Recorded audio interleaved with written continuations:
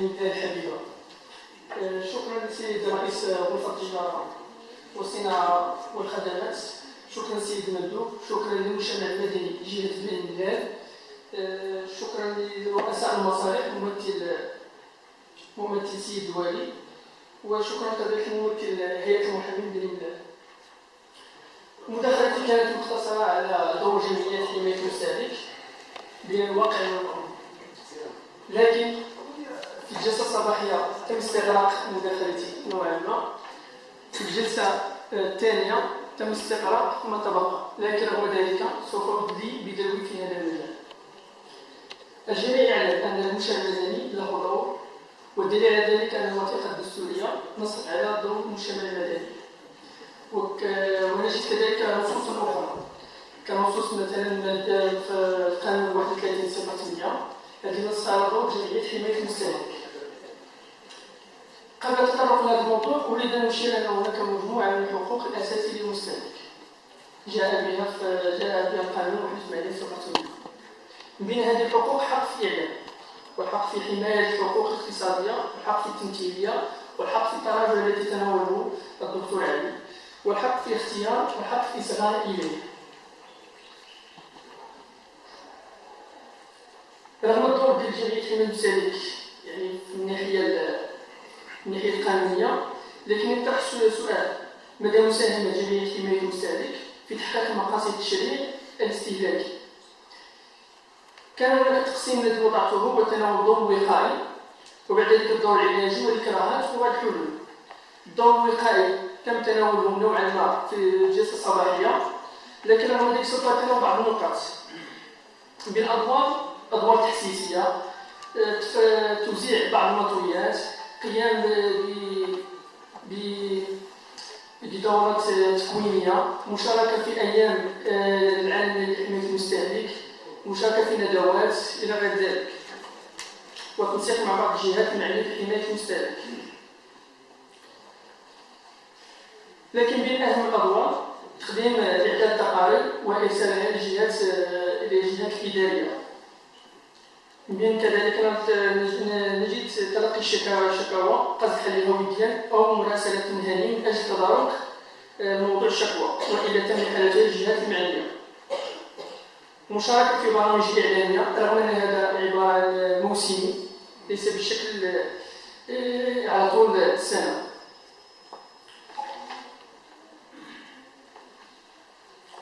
بين الأدوار العلاجية هناك وسيلتين: كاين وسيلة دور الضغط على المهني أو الضغط على المهني، كاين الوسيلة الثانية دور دفاعي للمستهلك. الدور الضغط هناك دعوة إلى المقاطعة، وقد مرت عدة أشهر على دور بعض المقاطعة بعض المنتوجات، لكن هذا الدور ديال جمعية حماية المستهلك مشروط بعدم التعسف في استعمال هذا الحق، أي توجيه لسلعة معينة أو منتوج معين يعني بعلامة معينة. وهناك الدور الثاني اللي هو دور من أدوار الضغط، دعوة مضادة أو إشهار مضاد، أي تقديم للمستهلك معلومات حول أضرار بعض المنتوجات.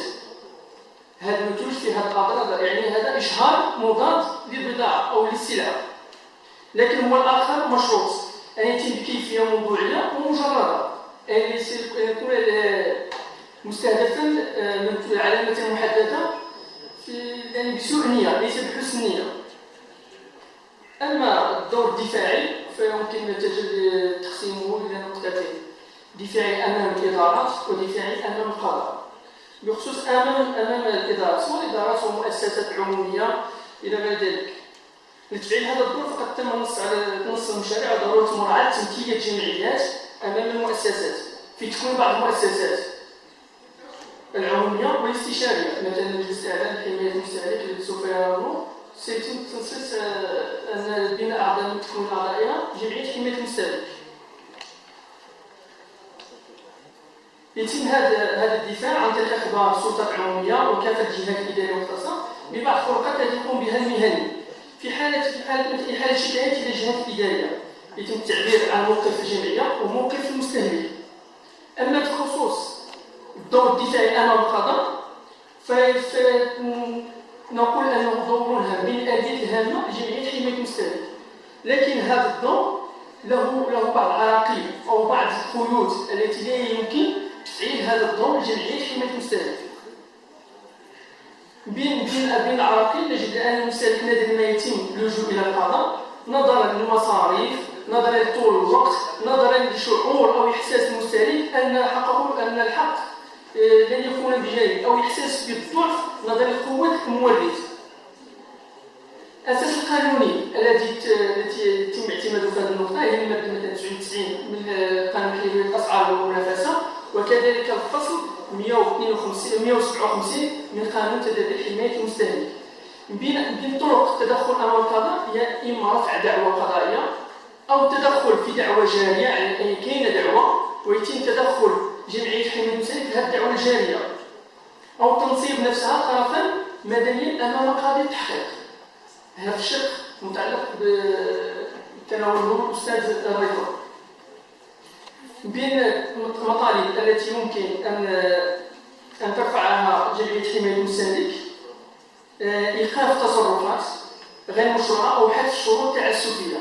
في حالة قبول هذه المطالب هذا الطلب يتم أولا عن طريق غرامة تهديدية، وكذلك نشر الحكم القضائي، ويكون هذا الحكم مشمولا بنفاذ معجل نظرا لخطورة هذه الشروط التعسفية أو شروط ضرر المستهلك. وقد تناول المشرع شروط بعد أخذ بالأمرين، أخذ بالطريقة اللائحية في حسب إعطاء بعض الأمثلة على سبيل المثال ليس على سبيل الحصر لاسترشاد القاضي بتلك الأمثلة، وهو عكس أنه يمنع في مجال الجنائي القيام بالقياس. يعني مثلا بعض التصرفات التي يقوم بها المستهلك أو شروط تعسفية يمكن القياس عليها واستشف القاضي أن هناك شروط تعسفية، لكن وهنا يجب أن نشير إلى نقطة أن المستهلك أن الشك يفسر لصالح المستهلك. هذه من النقاط التي جاء بها القانون 81/08. إذا كان هناك قرينة البراءة في المجال الجنائي فإن في مجال الاستئناف الشك يفسر لصالح المستهلك. لكن هذا الدور ديال الترافع، الدور ديال الدفاعي أمام الجهة القضائية مشروط بالحصول على المنفعة العامة. هذا الجلباب الأسود، حصول على المنفعة العامة وضعه المشرع لكنه قيده. جميع الجمعيات التي قامت بمداخلتها في الفترة الصباحية ليست لها منفعة العامة على ما أعتقد، ليست. بالتالي ما هو الدور جمعية حماية المستهلك بدون شرط المنفعة العامة؟ علما أن الدعم الذي تقدمه الدولة مشروط بالحصول على المنفعة العامة. وللحصول على المنفعة العامة هناك شرط آخر، للحصول على المنفعة العامة يجب أن يكون لها أولا موارد كافية. أغلب الجمعيات تقوم فقط بالاشتغال عن طريق منخرطيها، يعني كوتيزاسيون، يعني مساهمات منخرطيها. شخص متطوع قام بحاجة جميلة، قام يعني له حسن نية في الترشيد المستهلك بحقوقه وإلمام بها، حتى يعني أبسط الأشياء أنها الدعم ما كاينش. وتلزمون يقوم بالمطويات، حملات تحسيسية، تنقل للمناطق النائية، يعني يستحيل الأمر. وفي حالة مثلا المشرع وضع حيلة أخرى أن في حال عدم الحصول على المنفعة، لا يتوفر على الحصول على المنفعة، لكن تأخذ اليد بالتقاضي، سيدفع وزارة العدل والتنمية. وحماية المستهلك هي أمر مستعجل، حماية آنية فورية. والدليل على ذلك أن في حالة صدور حكم قضائي المستهلك يكون منفذا بالصفة الاستعجالية، يعني إذا فوت الأوان تراخينا لمدة وجيزة قد لن يكون هناك حماية المستهلك، لا مجال للحماية. الإكراهات تناولتها مثلا في مجال الإكراهات الصعوبات الذاتية، يعني ضعف الموارد المالية. هناك دراسة ألمانية للتعاون التقني المتعلق بتحسين جودة وتنافسية المواد الغذائية، هي عبارة عن شراكة مغربية ألمانية قامت بدراسة تحليلية لدور جمعية حماية المستهلك. كم اكتشاف أن جميع جمعيات حماية المستهلك لا تتوفر على موارد كافية لقيام بأنشطتها. بالتالي فإن جميع جمعيات المستهلك نادرا ما تستمر في أنشطتها. نادرا. ودليل على ذلك غياب مقرات جمعية المستهلك. في حال مثلا أن جمعية المستهلك قد تنشأ مقرا داخل المؤسسة العمومية مشان الحياد. بالتالي كما قال زميل طوال أن الشبكة حماية المستهلك عند إنشائها هي أصلا موجهة لجمعية حماية المستهلك التي تجب أن تقوم هذا الدور. يعني مقراتها هي عبارة عن شباك لاستماع للمستهلك. أول حق للمستهلك بالاستماع، نسمعوا ليه بعد أشوبها عاد نوجهوا عاد نشوفوا الشكاية ولا ذلك. مادام كان إحداث شباك داخل إدارة هذا مزيان ماشي مشكلة، يعني باش نحلوا واحد المشكل اللي هو غياب المقرات مزيان بادرة طيبة. لكن خصنا نحلوا المشكل الأول اللي هو غياب مقرات جمعية المستهلك. أنا كمستهلك لي مشكل مع المورد ماذا في حق الرجوع؟ كما ليس أغلبية المستهلكين ليس يعلمون بهذا الحق، حق الرجوع أو التراجع. بالتالي باش أنا المكان حصل هذه المعلومة هي جمعية المستهلك. صحيح أنا مستهلك الجهة إصغاء والتراجعات هذا المستهلك. وبين القيود التي تم وضعها على جمعية المستهلك عدم تلقي الإعانات. أنا إنسان مع جمعية المستهلك، أنا تلقي علاش؟ لأن ما عندكش صفة منفعة العامة أو توجيه الإحسان العمومي. حتى الجمعيات عاد لها صفة منفعة العامة لا مرة في السنة. يعني غادي نقيدوا من جمعيات من حرية المبادرة أو تلقائية المبادرة الجمعيات ونكون صحيح نكتب الدعم المعنوي لا الدعم المادي هو الأول. باش مثلا نحاسب كنمشي ناخذ مقر ندير حاسوب ندير عليه واحد السيده مثلا نعطيها الاجر ديالها، يعني خصو واحد التكلفه ماديه. ميمكنش تقوم بتكلفه ماديه من مخالفه الجمعيه. وكذلك تعاطي ازدواجيه الخطاب. صعوبات الموضوع بين الصعوبات هي التنسيق والتعاون فيما بين الجمعيات. كون صريح حتى في حال مثلا توجهنا وجمع الجمعيات باش نخرجوا بواحد القرار صعيب. كل جمعيه عندها استراتيجيه ديالها، عندها طريقه التفكير ديالها، طريقه الاشتغال ديالها. شدني نقطع عليك كون صريح. كذلك بين صعوبات الجمعيه المستهلك صعوبه الوصول الى منابر اعلاميه. كنشوفوا هذه المنابر الاعلاميه فقط موسميه. نهار يكون يوم على الجمعيه المستهلك قبل مثلا برامج تلفزيونية كتخرج جمعية أو جوج جمعيات معدودة في المركز تمثيل جمعية المستهلك أو تمثيل المستهلك. لكن هذا الدور علاش يكون على طول السنة. حتى بعض البرامج اللي تعنى بحماية المستهلك وتسهلك ولا مثلك مدة ديالها 10 دقائق ما كانش تعطي معلومات. يعني ما كنتينيش عندك معلومات سابقة ما كاينش توافقوا واخا كيبس بواحد الطريقة. علاش يكون برامج أخرى وكل جمعية تقدم مثلا يوم مثلا في موضوع معين مثلا حق في الرجوع حق التمثيلية وغير ذلك من المواضيع. هنا كاين صعوبات ضعف التشريع مثلا في قيود التقاضي وكاين ضعف الوعي الاستهلاكي والثقافة الاستهلاك لدى المستهلك. دير فقط سؤال حق الرجوع يعني ضعف. هنا هذا الضعف يؤدي إلى صعوبة مهام جمعية حماية المستهلك. أي الحد من فعل جهود المبادرات المبذولة، عدم اللجوء إلى جمعيات بسبب انعدام الثقة أو تخوف من عدم الإنصاف أو ضعف وتدني القدرة الشرائية. المستهلك ينصرف عن المطالبة بالجودة لصالح السعر. تمشي البصر رخيصة. تدخل السلع في مناطق آسيا المغرب ذات جودة رديئة خطيرة على صحة المستهلك التي يعتبر حلقة ضعيفة. بالحلول التي قد يكون اقترحها اهتمام العنصر البشري، إعادة النظر في الشروط التمثيلية أمام القضاء، بحث عن اتفاقية الشراكة مع الاتحاد الأوروبي. جمعية تحتاج جمعية أخرى تشتغل في نفس المجال المحيط التنسيق وتقوم بشراكة معها. تفعيل التنسيق وخاصة التجمعات ولجان التنسيق تشكل قوة ضابطة. مناقشة القوانين أن جميع جمعيات المساعدة كما قال زميل أن لماذا جمعيات في مجال المساعدة لا يكون لها مقعد في مجلس المستشارين على الأقل. على الأقل أي قانون كما كان ضروري يمس جانب الاستهلاك، بالتالي إحداث مثلا جمعيتين أو ثلاثة أو شكل متناوب مثلا أي جلسة تعنى بالتشريع يكون ممثل جمعيات حماية المستهلك يبدأ بالتدرب في هذا المجال.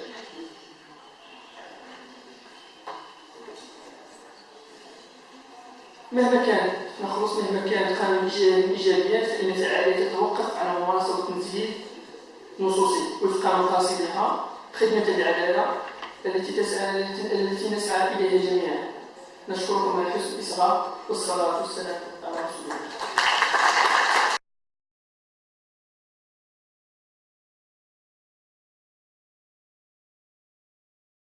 وسائل الضغط على المهنيين من غير مقاطعة كالإشهار المضاد. كاين بضاعة إكس فيها مخاطر أو ما تتوفرش فيها بعض الشروط ديال إعلان المستهلك مكوناتها طريقة الصلاحية غير ذلك إشهار مضاد. نقول أنا بضاعة إكس فيها هذه نقصان هذه خايبة المواد اللي فيها مكونات المادة أن هذه المادة مسرطنة وغير ذلك. كمستهلك أنت تسمع خطورة المادة إكس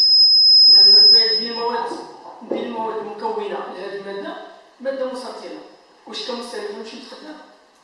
عندك المقاطعة، صافي توجور في المقاطعة. لا ولكن المقاطعة ماشي الجمعية ما تدخل في الدعوة إلى المقاطعة. غيكون هنا وعي استهلاكي لدى المستهلك.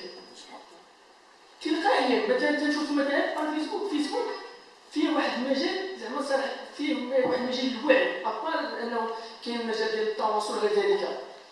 كاين بعض المجموعات تدخل شي أمور زوينة فهادشي ديال حماية المستهلك. بضاعة إكس فيها المواد هذه المادة ملي تكون تعطيك التفاصيل الأصل ديالها الأصل الكيميائي أو أصل طبيعي أو غير ذلك والمخاطر ديالهم المدة ديال الخطورة ديالها المدة ديال الاستهلاك مادة استهلاكية مادة واحد المدة وهناك خطورة على الجسم تمس هاد النوع المرض. مثلا تنقول مثلا المادة ديال الزفت تنشوف مثلا الأشخاص الذين يزورون هذه المهنة مثلا ديال الزفت يصابون مرض البروستات بالمواد يعني ترجعنا أن بأمراض مهنية نفس الشيء تنشوف هذا المنتوج يعني تيسلك واحد الشخص تيتصاب المرض إذا هذا فيه شعار تكتشفوا أن هذه المادة مسرطنة أو تصيب هذا المرض. بخصوص القروض بخصوص فتح حساب بزاف ديال المستهلكين تتمر نعطيك الحل في 503 مدونة التجارة.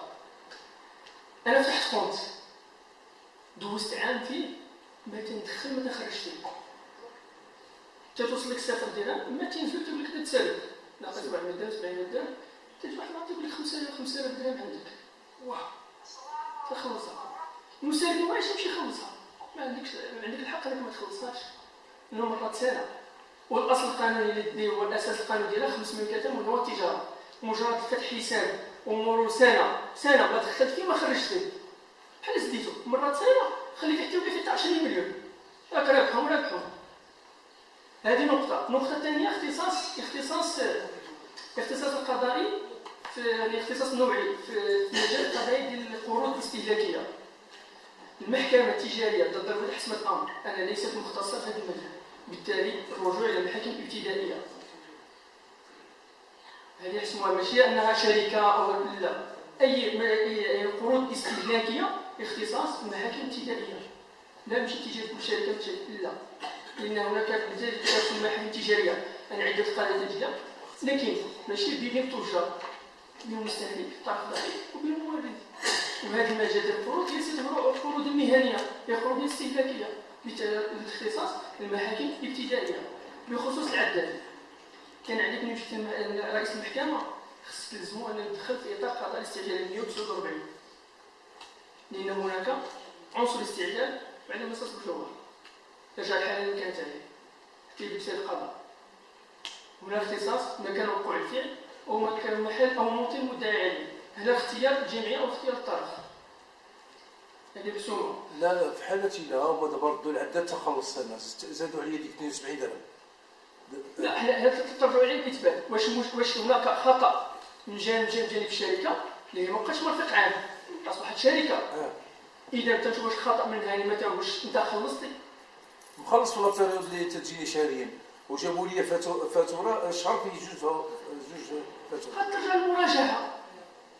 ترجع المراجعه عندهم اصلا تظلم اداري تظلم مرفقي عندهم تمشي هذا الاثبات انا مخلص جوج وراقي ويكون كتابي خصو يجاوبوك ابار ديال الانذار ديال انه في حال مثلا قبل القطع خصو الانذار الاول الانذار الثاني ولكن قبل هنا هي خلال المسطريه الاولى عاد ترجعوا خصك تمشي انت تلقى سميتو المرفق ديال الماء والكهرباء تستفسر عن الامر هي الاولى تعرف المشكل يخدموا غير خطا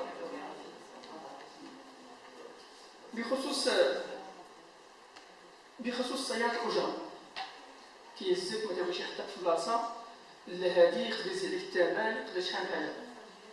كاين بين متداخلين قسم اقتصادي في الولاية خذ الرقم ديال سيارة الأجرة حتى غادي يعيطوا لك في التليفون هاد السيدة شنو درتي هي كاين لا كان عنده ظروف هذيك الساعة الحق أنه يقدر يوقفوه تحلوا البيرمي يتوقف هذا تحل المشكل ديالها. هنا في خصوص نقطة أخرى لماذا المستهلك لا يشتري؟ كما قلت مداخلة الوعي الاستهلاكي الوقت الفلوس رقم مهني عنده شركة أنا ما عنديش فلوس خص المحامي مصاريف ترجع له عدم ثقة في الجمعيات وبين أمور مسائل تقول لك تقدر الجمعية تبيع الماتش بهذا الأسلوب يعني بهذه اللغة نستعمل اللغة ديال الشارع يعني سير القضاء الجمعية غادي توعيك توريك الطريق اللي غتسلك سواء العشيشايات سواء تظلم إداري في مجال كما تناولنا في المداخلات. هنا بين العراقيل ديال حماية المستهلك كثرة المتدخلين في السلعة وهناك الباحثين مزيان في رمضان تنشوف مثلا شي شارع مثلا معروض واحد البضاعات مثلا كيكون ديما عليه الرواتب كيدوزو ديال الدرك كيدوزو على الحوانت كيجيو الناس ديال الداخلية تيجيو الناس ديال حفظ الصحة. أنا كمستهلك نشوف واحد السيد جاوب عدة متدخلين تيراقبوا هادشي في هذيك المهنة واحد كل ما تيجي المراقبة. هنا عنصر بشري قليل في جميع الإدارات. اش يكون التنسيق؟ أنا مثلا هذا مثلا الدار داز مثلا واحد الشارع قامت بالمراقبة مثلا ولا بحال ديال هذا الناس الداخل ما يديروش الناس ديال حفظ الصحة ومراقبة ما يديروش.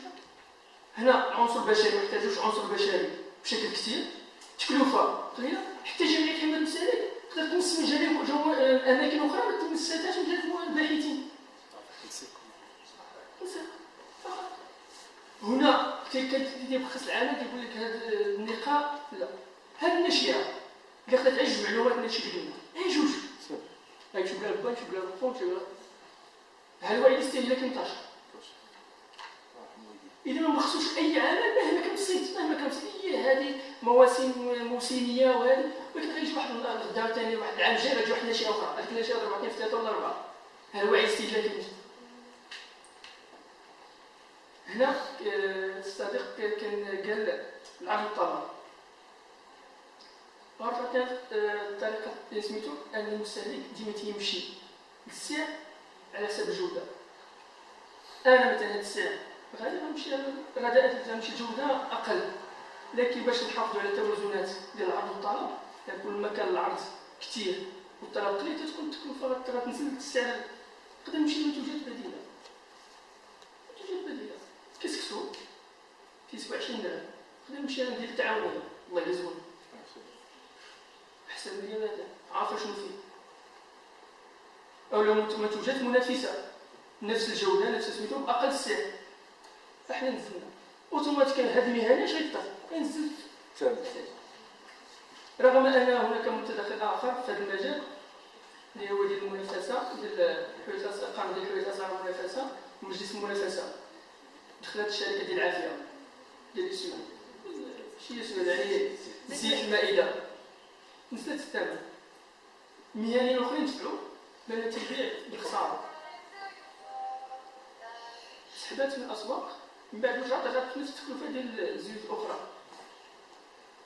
شكون اللي كان اللي مشينا بهذا المنطق انه باع بالخساره ولا شكون قال لك انه رابح؟ بعدا شوف بعدا الموازنه ديالو، القوائم التركيبيه ديالو، كيفاش المحاسبه ديالو، كيفاش المصاريف هذه، شوف واش تيباع بالخساره ولا لا. دور الجمعيات في مراقبه المحلات الكبرى، ماشي دور الجمعيات، دور الباحثين كذلك. دور الجمعيات يقدر مثلا يراقب، يشوف مثلا بضاعه مثلا ان مثلا الوضع ديال المكان ديالها مثلا ان خصها تكون مثلا بضاعه اكس في مكان بارد وتوفرش فيها الشروط وتوفرش فيها الشروط. اول حاجه غدا الجمعيه توجه المسؤول على ذاك المركز، المركز تجي تقدم لي على الاقل هذاك واجب المصح. بالعكس خصها تكون بصفتها كجمعيه حمايه المسالك خصها تكون واحد المجال اللي هو درجه الحراره اقل من 2 مثلا وغير ذلك.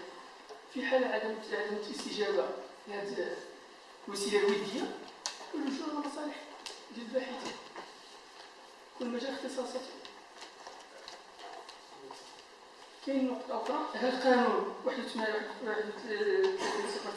كان في حمايه المستهلك. ارجع للتسميه، التسميه تدابير حمايه المستهلك، مجرد تدابير. بالتالي حمايه المستهلك يجب رفع من وعي المستهلك. يعني الحلقه الضعيفه هو الحلقه القويه، مجرد تدابير. رجعوا المجال الزجري، نرجعوا الفصول لتنظم المجال الزجري، مجرد عقوبات. عقوبات عباره عن غرامات. هل انا كمهني نتابع في واحد البضاعه واحد الكيفيه لواحد منتوج قدمته غير موافق للمواصفات القانونيه ومواصفات التقديم وهو مضر بالصحه او غير ذلك، تشوف تيدخل لي المال، دابا نجي تعطيني عقوبه اللي هي غرامه ب 10,000 درهم نخلصها ونستمر بنفس المنتوج نخليه في السوق. الى ديما تنقول ان العقوبات ديال تدابير حمايه المستهلك هي مسدس اسود لكن بدون ذخيره بين الاسلوب اللي تقوم به القضاء ونشر الحكم. هنا مثلا بحال تنخسروا السمعه ديال هذا المنتوج، هذا المنتوج حكمنا عليه بهذه لان واحد الغرامه ولكن ها نشروا، لكن النشر عمركم شي نهار يعني في قراءة جريدة أو عن طريق التلفاز أو الراديو أن شركة إكس تحكم عليها. علاش؟ اليوم المستهلك ما تيمشيش للقضاء، ترجعوا ثاني للمستهلك. القانون توضع للمستهلك، المستهلك هو الطرف ضعيف لكن المركز قوي، إلا عرف بحالاش يعني يكون القوة ضاغطة. تشكر. واحد السؤال هذاك موانئ اتصالات المغرب مؤخرا واحد السيد حط واحد الشكايه، التجأت انا الرئيس مصلحه الصبيب قليل. مني مشيت عند هذيك السيده قالت لي راه خصو هو اللي يبغي يشكي. قلت لها راه جا شكى عندك وما درتي لي والو، دابا راه جا عندي انا باش صفاتي وساطه راه غادي. قالت لي سير عيط على هذا وهذيك نقدر بها دعوه انا اش ندير المعامله. دخلت خطير في الوساطه، يعني اول حاجه اللي الجمعيه تقوم به هو دخول الوساطه بين المستهلك والمهني. هذا هو الدور ديالنا، راه هذا هو الدور ديالنا. مشات الوساطه تحيل الملف في المصلحه الاداريه مكلفه بالاتصالات. ادعاء مضاده. انا الصبيب ديال الاوطاني ديال الشركه وبحال الحال هذا واش انا بغيت ندخل هذا الخط ماشي ندخلو هو بالحبس. الصبيب ديالو ضعيف واحد الشركه منافسه. وصل واحد السؤال تلقاه على حساب لقاو بعض الاخوان على الجمعيات. حنا راه غير متطوعين ليكون في علمكم الاخوان وما عندناش الحق ديال التقاضي، لا تندخلوا غير وساطه وما عندناش الحق نمشيو